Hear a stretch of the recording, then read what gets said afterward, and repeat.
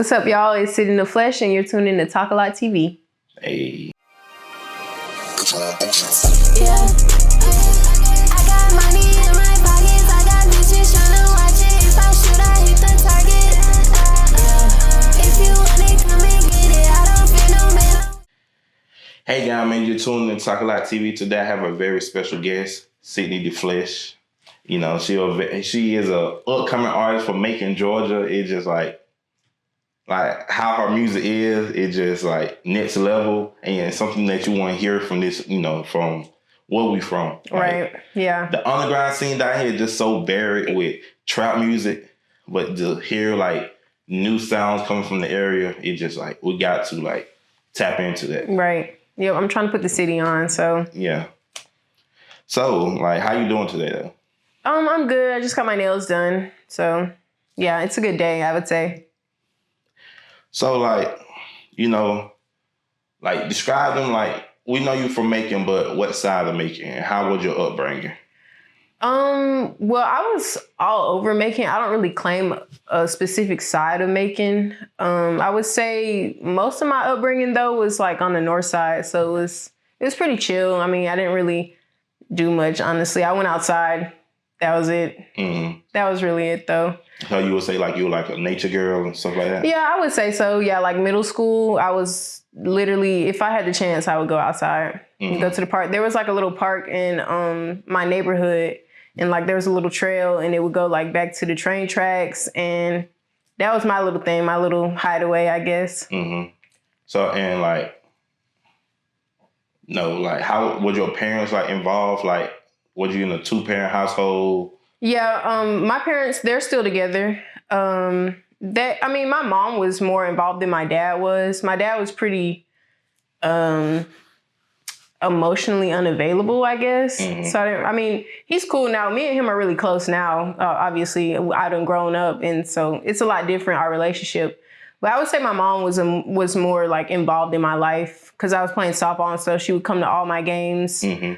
Like any like extracurricular activities that I had going on, she would always show up. But my dad, on the other hand, he was always a homebody. Yeah. So he didn't really want to go out. Oh, okay, and I feel like I get that from him. I don't really like going out either. So, yeah. So when you were in school, so you played a sport? Yeah, I played softball. That was the only sport I played, though. Mm-hmm.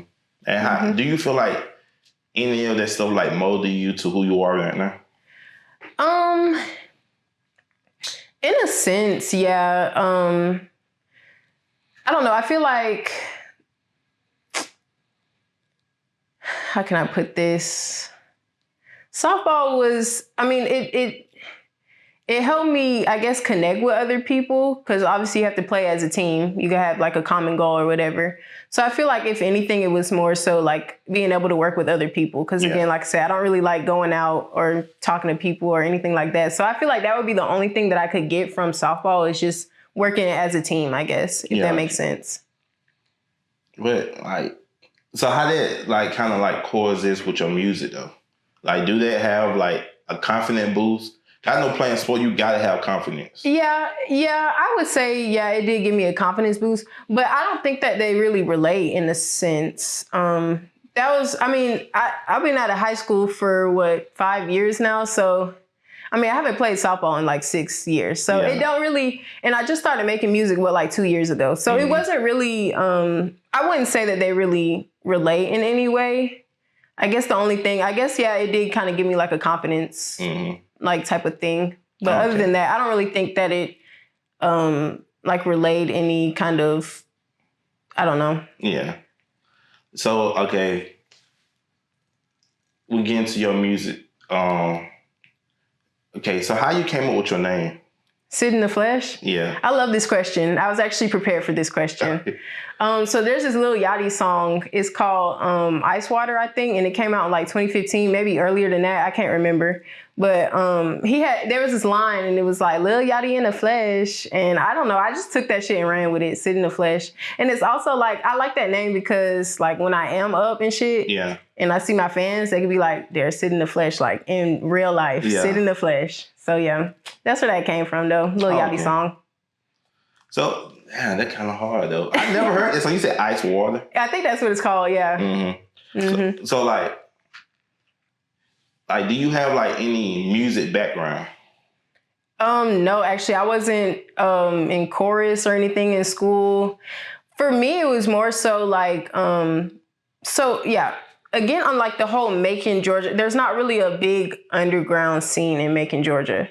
So when I was in school, that's really all I was listening to was like underground music. Yeah. So that's kind of what made me fall in love with music, I guess, was like underground, Lil Yachty, Lil Uzi, let's see who else. I mean, Rich the Kid, he wasn't all that, but I mean, he was still like kind of in that genre of like underground, like the come up of underground music, Trippie Redd and stuff like that. So yeah, for me, it was just like, if you saw me in high school, I probably had my earphones in and I was probably listening to like some Lil Yachty. So that's kind of where it came from. Just my love of like just alternative music, different music, I guess. So, but other than that, no, I wasn't like a singing ass kid or nothing like that. So, but would you like so you were mainly to yourself, like you were like shy kid? I mean, if you knew me, I wasn't shy, but yeah, I would say I was pretty shy. Actually, if you ask like anybody I went to high school with, they would call me a nerd, which I don't really think that I was a nerd per se. I just kind of stayed to myself. Yeah, but you also in the anime, you know, they classify a nerd activity. I guess. You know, like a lot of people, like, I mean, right now it's more popular, but over the, back then it was like, you watch anime, you weird. I really actually don't watch a lot of anime. I mean, I watch anime with my boyfriend. We've been watching My Hero, but I mean, other than that, I didn't. I mean, my type of like animation was like Adventure Time, Steven Universe, like shit like that. Cartoon Network, yeah, on that.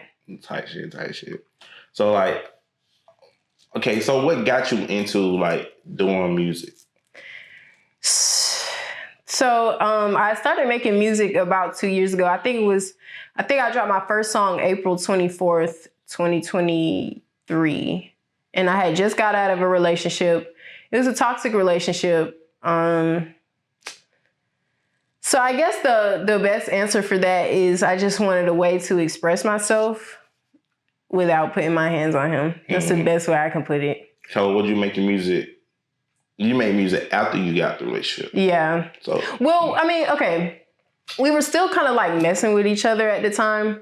He knew I was making music, but I wasn't really like pushing it on him, if that makes any sense, because I didn't think he was going to be that supportive. And we was already on like a rocky like road, I guess. So I was just like, this is just my little thing to do on the side. That's how it started. It was just like something fun to do. But now it's like, I'm trying to go somewhere with it. Yeah. So okay, I understand this stuff is personal, but okay, you started music after you got a toxic relationship. What made the relationship toxic though?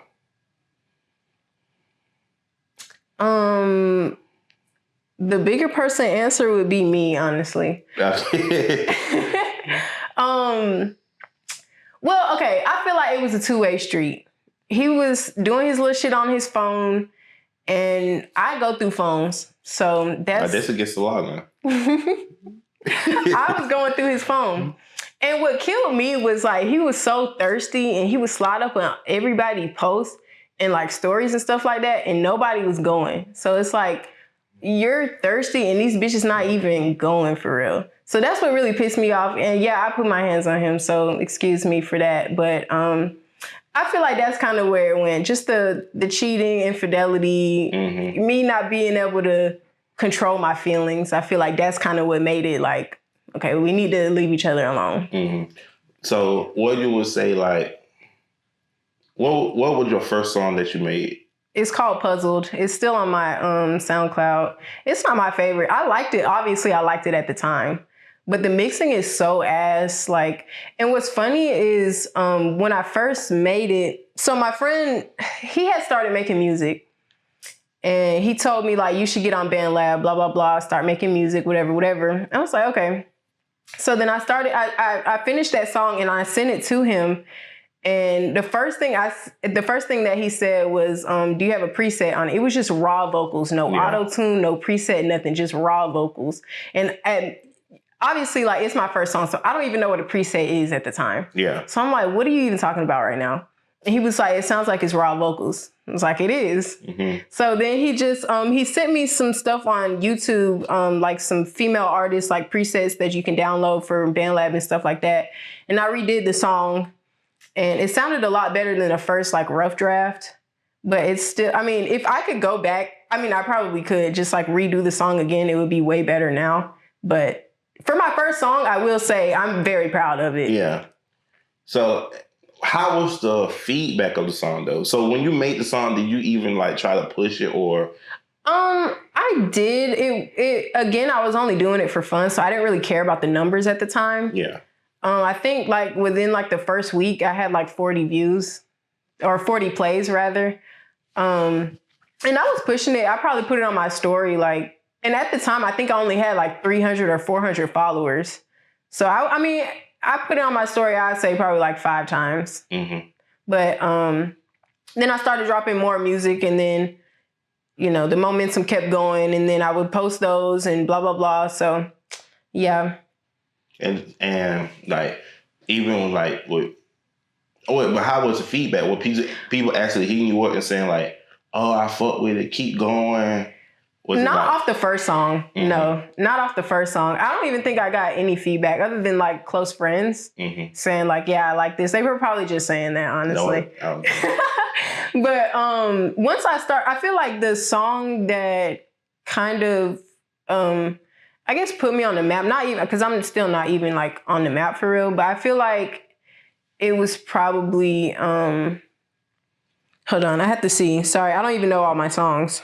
Now you got a couple. You got like 10K plays on Spotify alone. Not Spotify, on SoundCloud. I think it's more than that, honestly. Hold on, let me see. It was Colorado Valentine. Mm-hmm. That was the song that kind of, that's when shit started to make sense, I feel like. Yeah.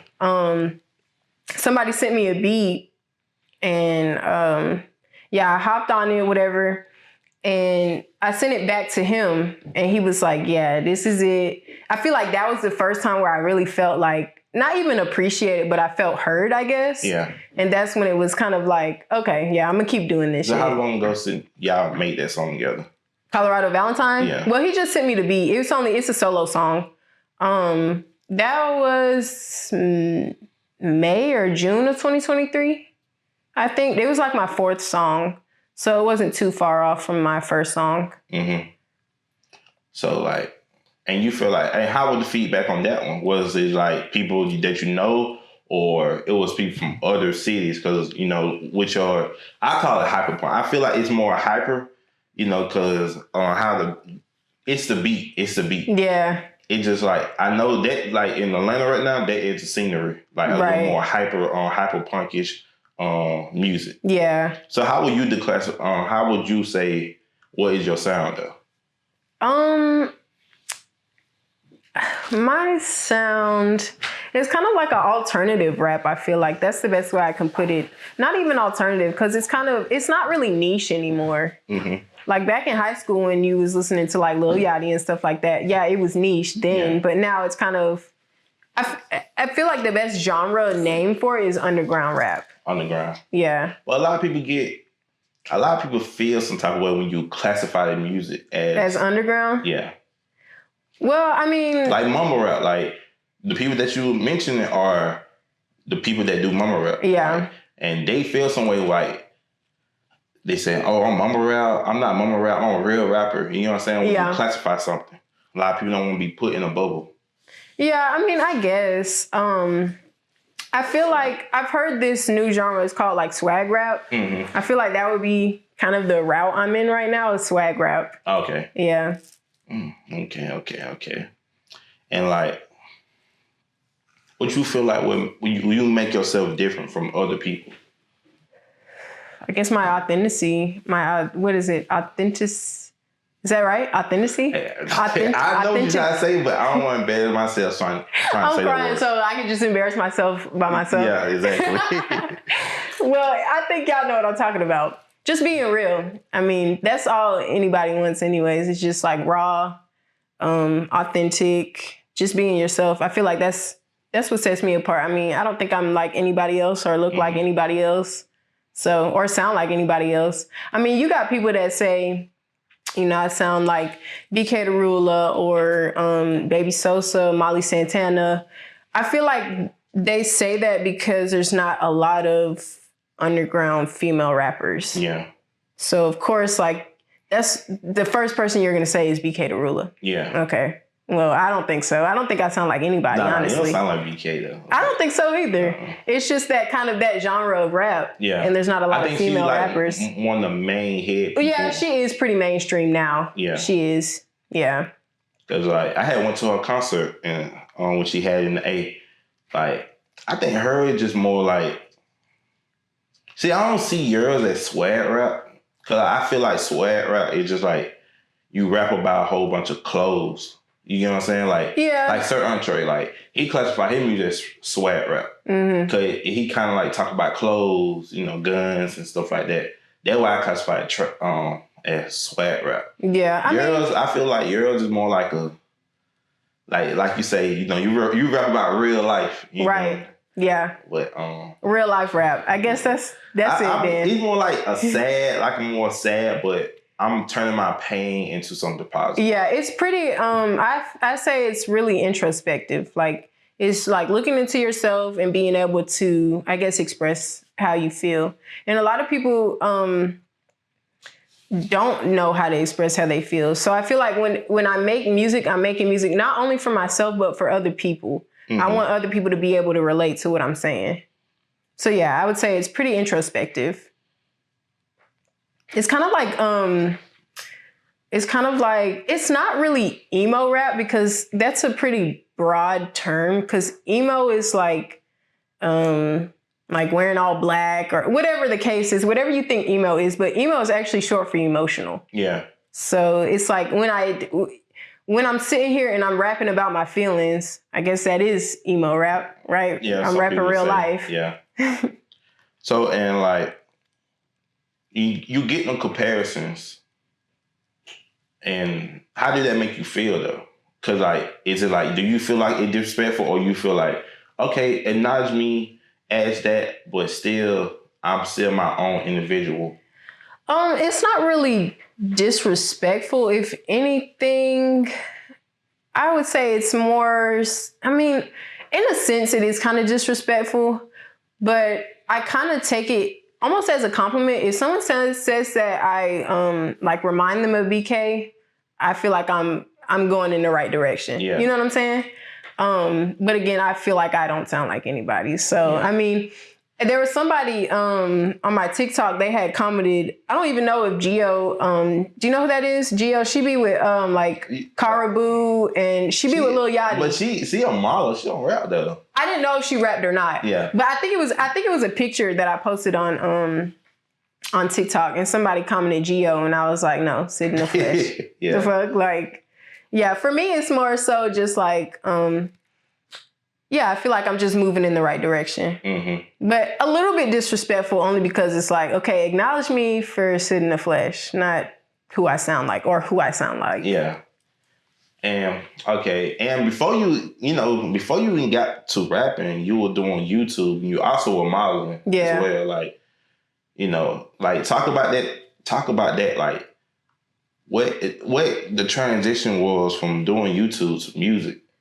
I can't even remember if I was modeling or doing YouTube first. I think that was happening simultaneously. I think that was happening at the same time. The modeling little rendezvous. So I feel like I've always been into like clothes and fashion and stuff like that. When I was in high school, I actually wanted to be a fashion merchandiser. Do you know what that is? It's kind of like when you forecast the trends before they start happening. Oh, okay. In clothes and stuff like that. Do you feel like you was a person who was like in tune with something before it blew? Yeah, obviously. Yeah, I think so. But yeah, modeling, I feel like a lot of people just said, oh, you should start modeling. And I think his Instagram is like 478TV. That's who I was modeling with. Yeah. And I'm pretty sure he came to me first about like modeling and stuff because he had like this little modeling group. So it's like, yeah, I'm down for it. I forgot that you did it. Yeah. I actually forgot. Yeah. And then, yeah, I think I was doing YouTube at the same time. My YouTube there's a lot of like tutorials on there, and like I think I have like a thrift haul. I don't know if I have it private, but I remember making it. So yeah, it was all about it was kind of like lifestyle, fashion, stuff like that. I feel like that's what my my YouTube was. And I think you only got like four, 5 videos up. Yeah, I'm pretty sure I privated a lot of them. Why though? Like you? I mean, why did I private them? Probably just because like, with me doing music now, it's like, I feel like people are going to try to look into me and look into my background and try to find my YouTube, whatever. Like, because I think my YouTube name is Syd In The Flesh. Yeah. So if you look up Syd In The Flesh on YouTube, that's probably what you're going to see first. So it's like, I don't know. It's kind of like I want to just not even kind of keep up an image, but I guess just the videos I privated didn't really, I guess, go with my aesthetic, if that makes any sense. It's not really what I wanted to put out anymore. I guess that's the best way I can put it. Oh, okay. And one of your, I would say one of your more popular model things was what you did with Paradigm. Yeah, it was. Yep. Yeah, that was crazy because he hit. Well, I think he had posted like the what is it, like the? I think you were modeling for his wax denim. Yeah, that's what it was. The wax denim. I think he posted like the clothes, I guess, on his Instagram. I don't know if he hit me up or if I hit him up to like model his stuff, but we had set something up and we never got around to it. And I think I had just went to his studio just on some cool shit or whatever. Mm-hmm. And I had like my Demonia boots in my car. And he was like, "Oh, well, I had the clothes here." And I was like, "Okay, well, I'm just going to try it on real quick." And then we were like, "Why don't we just do it now? Why don't we just model this shit now?" So it was really, it was spontaneous, I feel like. And that's always the best way to do it. So were you confident because you had like, I know when it comes down to modeling, it is a petite game, but I know some, like, social media kind of like, at that time, I think everything was going on, like, with BBLs and stuff like that. How did you feel about that? Because, you know, you model that and, you know, knowing that how social media is. And right now, I also seen K3 talk about how, you know, her size, like, being petite and being a rapper, everybody, like, kind of looking down on that. But how do you feel about the whole, you know? I feel like skinny is always going to be in. It's never going to be out of style. So, I mean, a BBL is cool. Like, I wouldn't mind getting one. But, yeah, I feel like skinny. I mean, you can never body shame somebody skinny. Yeah. I feel like.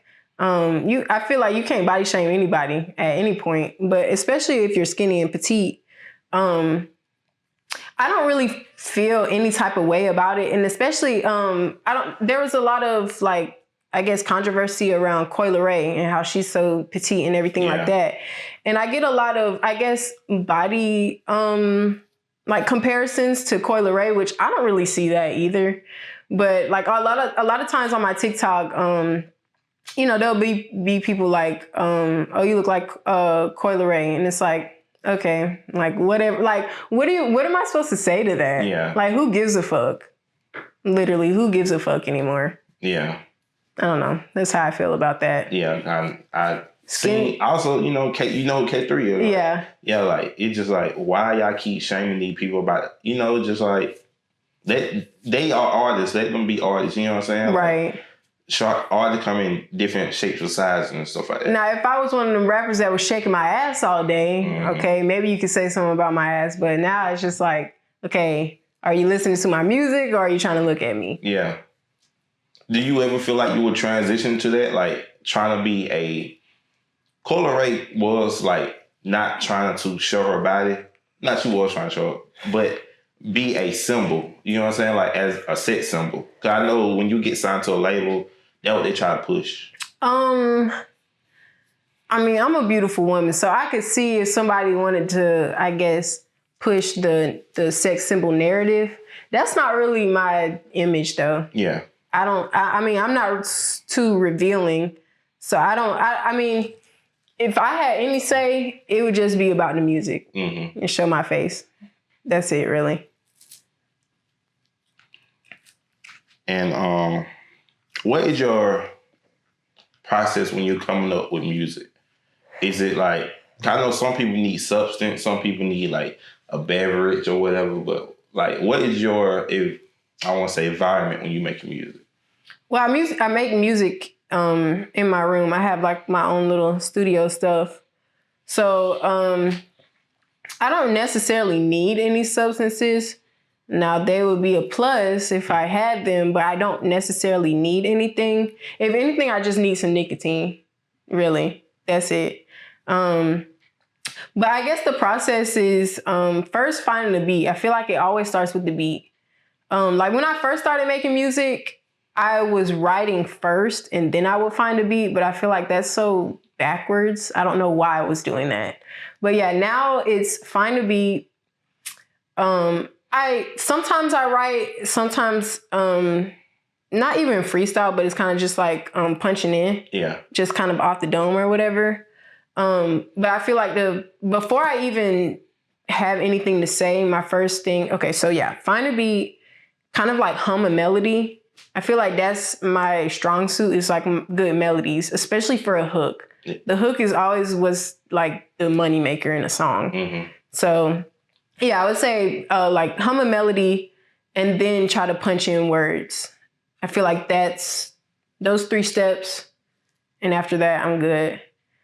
But I feel like if anything, if any substance is like that I recommend for myself, is an Addy. Yeah.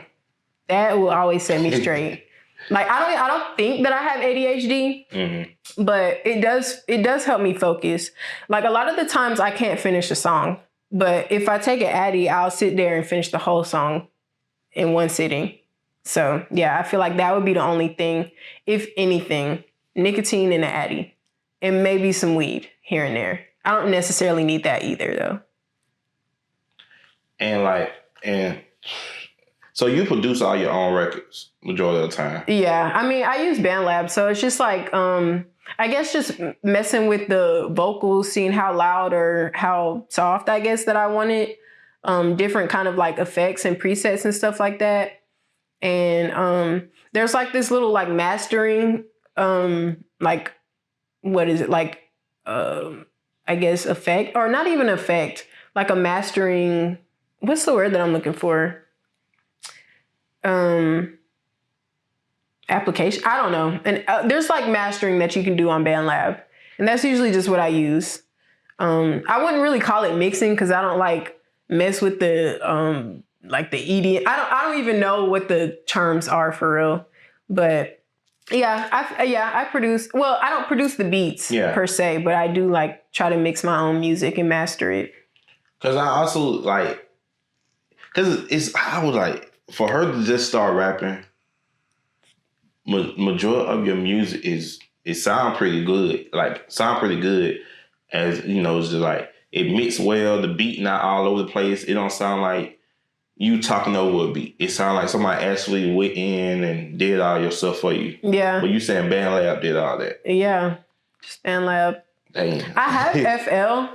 I don't like using FL. And then like another thing is like you have to pay for like auto-tune or like pay for different effects and stuff to like sit there and make your own preset. That's too much work for me. I'm just a girl. Like I just want to sit there and make music and be done with it. BandLab is so easy to use. And if BandLab wanted to like co-sign me, I'm definitely on that. Cause I use BandLab religiously.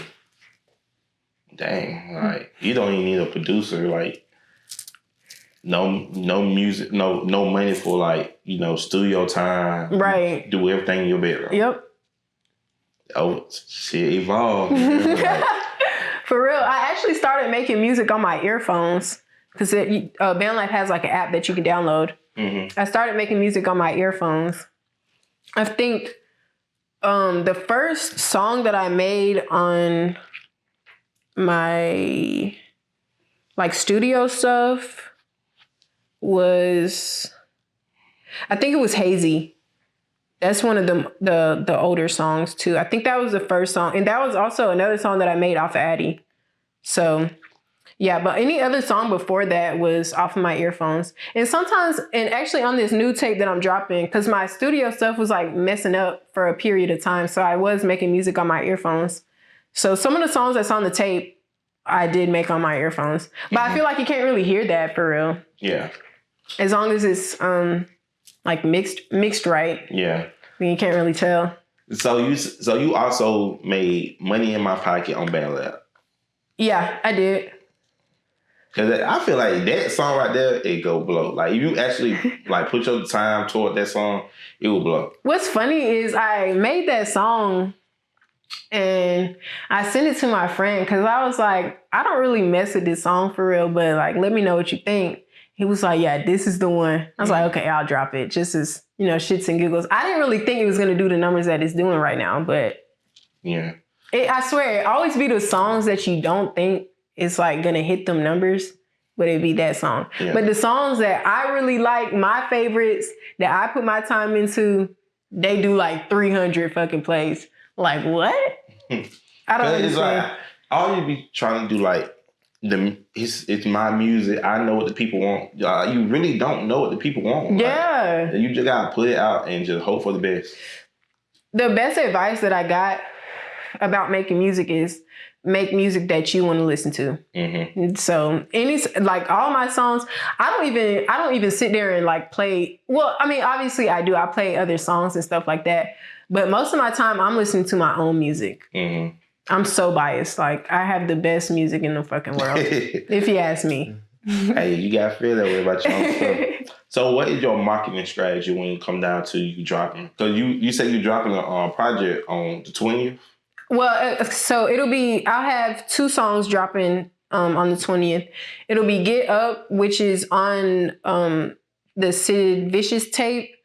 And then there's a Ramona remix with Simo Sosa that I'm dropping tomorrow. Because I dropped Ramona, the original, I dropped it last year on the 20th. And I've been sitting on this remix for like 9 months now, and I just never found the time to drop it. Because I was going to drop another project in like June or July, and I never ended up dropping it. And that was going to be like a bonus on the tape. Ended up never dropping that project. So that's when I just kept sitting on that song. But then I was like, I literally just looked like 2 days ago to see like when I had dropped Ramona, the original song. Yeah. And I saw that it was her first birthday was coming up. So I was like, I'll just drop it on the 20th. So that is, I guess, like a little anniversary present. Yeah. But yeah, then I'll have another song dropping as well. That'll be on the Sid Vicious tape. But the Sid Vicious tape is dropping on March 5th. That's my birthday. So what else can we see coming from you in a short time span? 'Cause I feel like you gotta harness what you're doing right now. Yeah. Like, I feel like if you just full throttle right now, you will be making a name for yourself. Sorry. Like, but I have some music videos coming out. I don't know when exactly. I don't even think that they're done edited, but I went to Atlanta about 2 weeks ago. And I recorded those videos. I was supposed to record another one, but we never got around to it. So yeah, 2 videos should be dropping. One for Get Up. Hopefully that'll drop like with my tape, but if not, that's fine too. And then the other song that we did the video to was Woman of the Year. So those 2 videos should be dropping soon. Hopefully like next month. Yeah. So you got a new project on the way. Got music videos on the way. So, and these 2 are my first 2 music videos too. Mm-hmm. I recorded a music video to Ramona, but the editor never sent it back. Yeah, I don't even think he started on the video. That's why you can't do business for real. Like, man, as a cameraman, I feel like getting behind the computer is the harder part about that. I can see that. I can definitely see that. But also, if you're doing business, you gotta, handle your business. Right. Yeah. Yeah. I mean, I can see both sides. So. Mm-hmm. So, say the date of the project again. March 5th. March 5th. Yep. So y'all look out for that. Can you give them your social medias? My social media is Syd In The Flesh on all platforms. Syd In The Flesh.